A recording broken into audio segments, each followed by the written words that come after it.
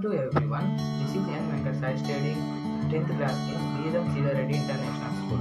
Today I have a small trick for you to find the trigonometric ratios in a very simple, easy trick. So these are the trigonometric ratios: sine, cos, tan, cosecant, secant, and cot. So we will find now sine and cos values. Sine 0, 0, cos 0, 1, and sine 30 degrees 1 by 2, cos 30 degrees root 3 by 2, sine 45 degrees 1 by root 2, cos 45 degrees 1 by root 2, sine 60 root 3 by 2, and cos 60 1 by 2, and sine 90 1, cos 90 0. Similarly, these are in examinations we cannot remember these values. So in examinations we cannot take this table like this. So to find the trigonometric ratios and to remember the trigonometric ratios in an easy way, I have a small trick.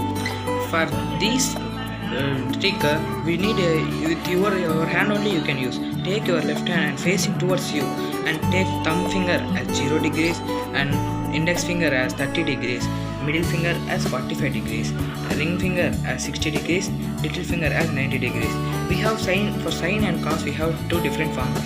For sine, root of below fingers divided by 2 means the angle which you have taken, that angle finger below how many fingers is there, that we have to keep under the root. That divided by 2 means sine equal to root of below fingers divided by 2. Similarly, cos equal to root of above fingers divided by 2. Above fingers means the angle which you have taken and above. If you for example take 30 degrees, above 30 degrees we have 1, 2, 3 means we have to put under root we have to keep 3 in cos.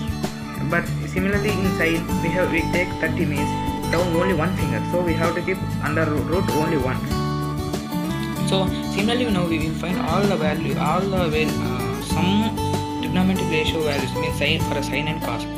So take sine 0 degrees means 0 means thumb, so close the thumb. Below, root of below means below there is no finger, so root 0 by 2 here.